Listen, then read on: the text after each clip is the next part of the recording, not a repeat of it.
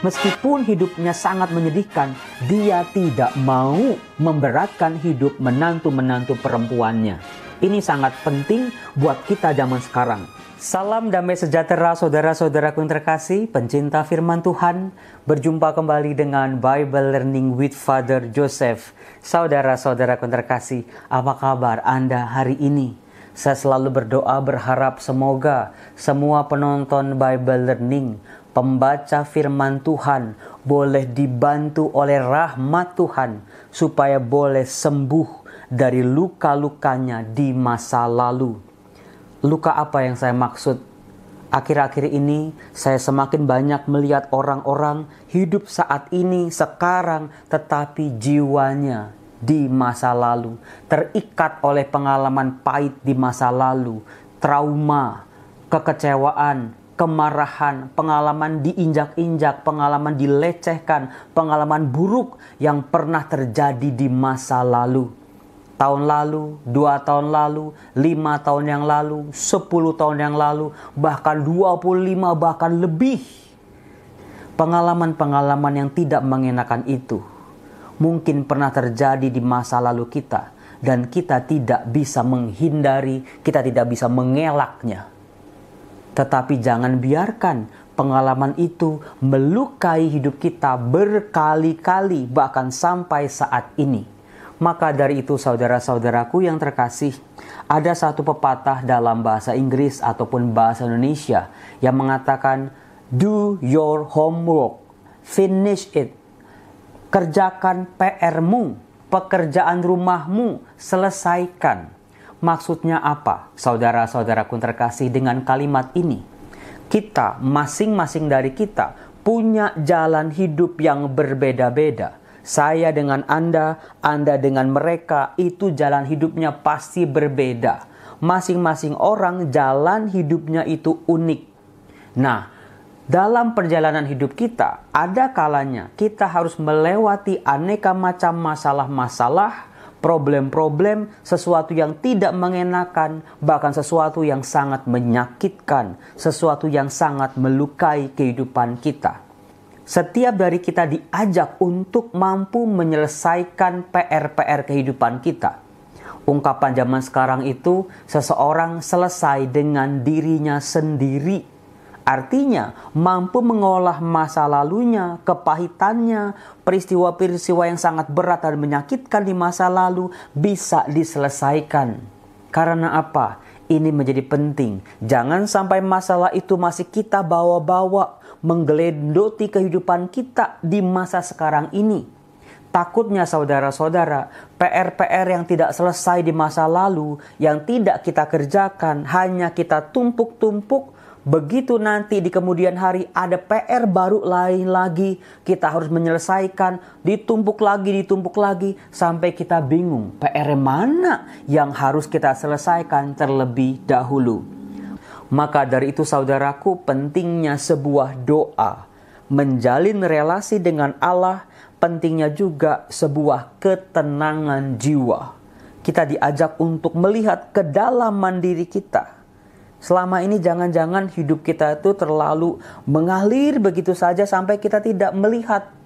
Ada luka kita lewatin, ada hal yang harus diberesin kita lewatin, ada hal yang harus kita perbaiki kita lewatin, sampai-sampai kita menumpuk-numpuk masalah dan kita tidak tahu kok tiba-tiba saya tuh mudah tersinggung, kok tiba-tiba saya tuh mudah marah, kok tiba-tiba sekarang ini kok banyak sekali tekanan-tekanan, stres dan lain sebagainya. Karena itu menumpuk-numpuk masalah.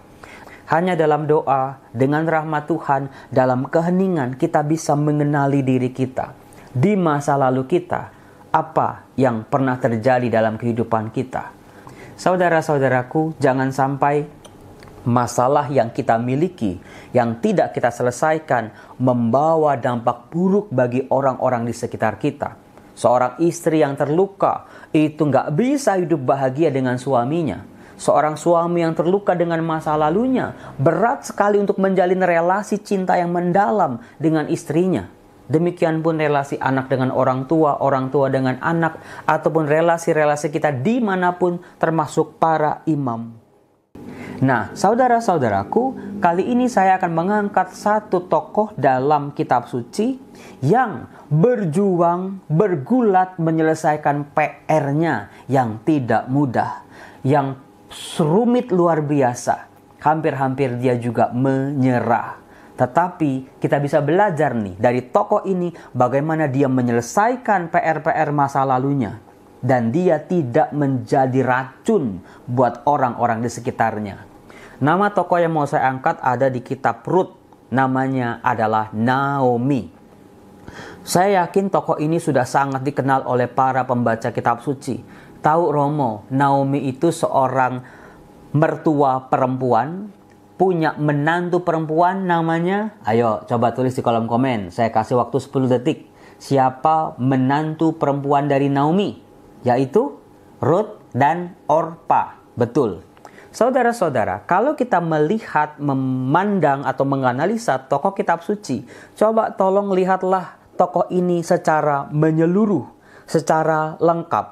Dikatakan dalam kitab Rut, Naomi ini punya seorang suami yang sangat mencintai dia yang bernama Elimelek. Dari Elimelek, Naomi punya 2 anak laki-laki yang bernama, ayo, siapa? Tulis di kolom komen, 10 detik. Ayo Romo, siapa ya? Kalau menantu perempuannya inget Romo, tapi kalau anak laki-lakinya, aduh, Mahlon dan Kilion. Saudara-saudaraku, dari sini sudah jelas. Masa lalu Naomi sebetulnya itu hampir sempurna. Bagaimana tidak saya katakan demikian? Dia seorang perempuan, dia punya suami, dia punya 2 anak laki-laki. Hidupnya sempurna. Dia adalah bagian dari umat Tuhan yang menantikan janji Tuhan, pengharapan dan keselamatan Allah orang Israel. Punya 1 anak laki-laki aja itu sebuah berkat, apalagi 2. Saudara-saudara, sebuah kehidupan yang diimpikan mungkin oleh banyak orang di Israel. Jadi hidup Naomi sebetulnya baik-baik saja. Cocok dengan namanya, yaitu Naomi artinya my sweetheart, manisku, sayangku, my baby, my honey. Cocok dengan kehidupan Naomi pada waktu itu. Sampai akhirnya terjadi kelaparan di Israel. Inilah awal muasal dari perjalanan panjang Naomi yang berliku itu. Kelaparan di Israel membuat Elimelek, kepala keluarga, harus memboyong Naomi istrinya dan anak-anaknya, Mahlon dan Kilion, untuk pergi bermigrasi ke tempat lain. Tempat yang mereka tuju namanya Moab. Sebuah tempat yang lebih subur, lebih baik keadaannya daripada kekeringan di tanah Israel. Nah, dikisahkan keluarga Elimelek ini pergi dari tanah terjanji. Saudara-saudara, sebetulnya itu tidak mudah loh. Bayangkan bangsa Israel harus meninggalkan tanah airnya. Tanah terjanji yang diberikan Abraham untuk keturunannya. Itu bukan persoalan mudah. Tetapi saudara-saudara, masalahnya terjadi kekeringan. Apakah mau mati kekeringan di tanah Israel atau berusaha mencari kehidupan di tempat lain? Pasti itu seperti buah si malakama. Tidak mudah untuk diputuskan. Tetapi Naomi ikut suaminya sebagai istri yang setia. Nah, di Moab pada akhirnya Elimelek dan Naomi mencarikan istri-istri untuk anak-anaknya. Didapatilah Rut dan Orpa, istri untuk Mahlon dan Kilion. Sampai di sini sebetulnya hidup Naomi masih baik-baik saja. Dia punya 2 anak laki-laki, 2 menantu perempuan yang baik-baik. Meskipun mereka dari orang asing, yaitu dari bangsa Moab. Saudara-saudara, apakah Anda menyadari hidup Naomi mulai berubah, turun drastis ketika suaminya meninggal dunia? Sampai sini pun sebetulnya masih oke. Karena Naomi masih punya 2 anak laki-laki yang siap menopang kehidupannya. Tetapi cerita langsung menungkik drastis ketika 2 anak laki-laki Naomi juga meninggal dunia. Naomi sudah jadi janda. Sekarang Naomi juga kehilangan anak laki-lakinya yang sangat dikasihi yang bernama Mahlon dan Kilion.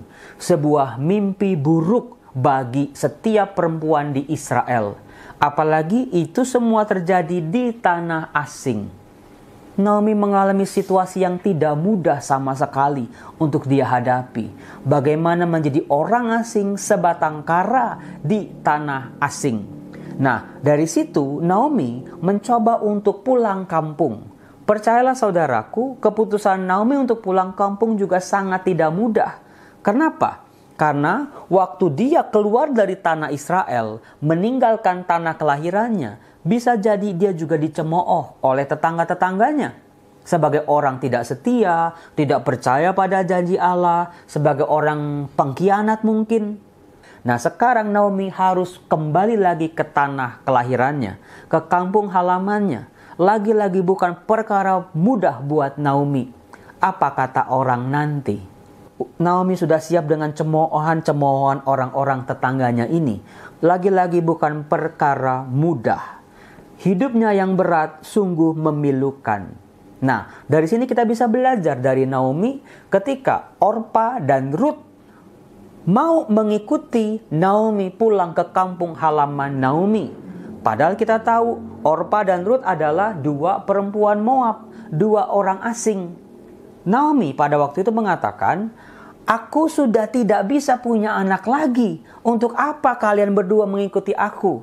Kok ngomong begitu sih Romo? Karena ada hukum Levirat, artinya hukum ipar.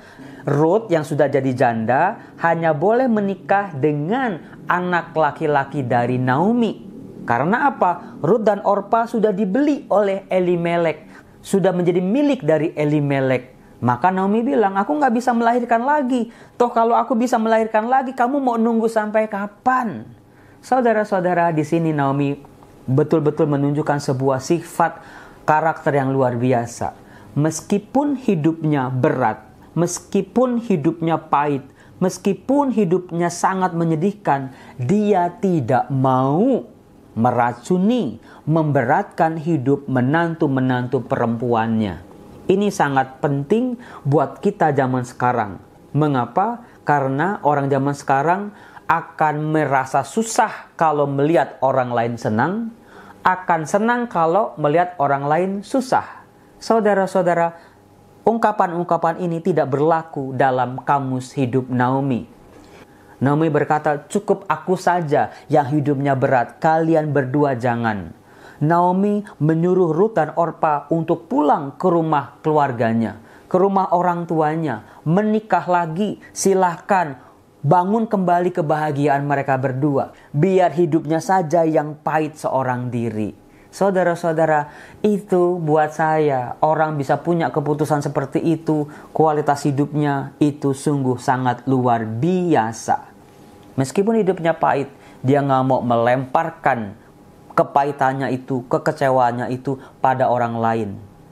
Kemudian pada akhirnya Orpa akhirnya mengalah, tetapi Rut, menantunya yang lain, tetap bersikeras untuk mengikuti Naomi.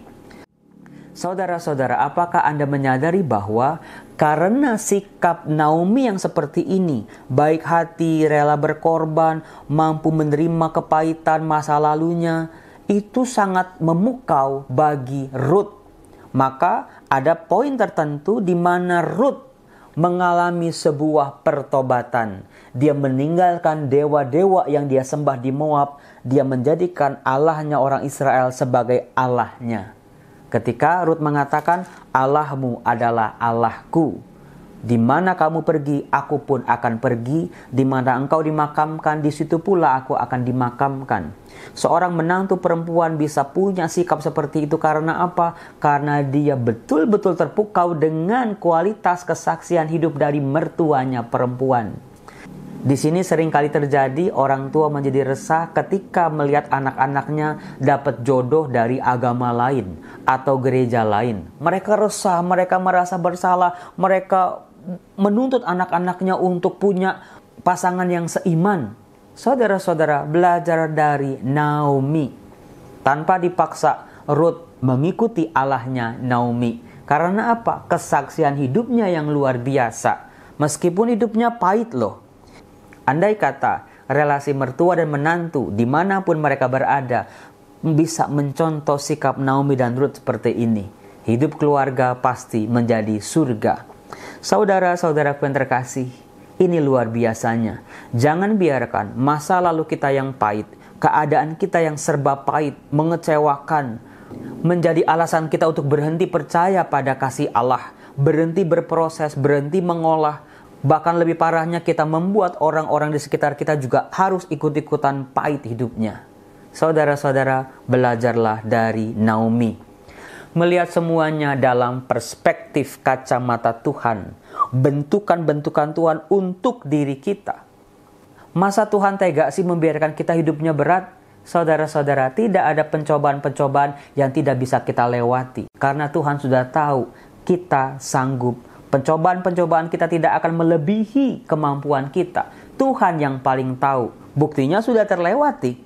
Buktinya kita dibentuk oleh pengalaman masa lalu kita menjadi pribadi yang luar biasa. Saudara-saudaraku, jadikan itu modal kekuatan kita untuk menghadapi aneka macam masalah di kemudian hari.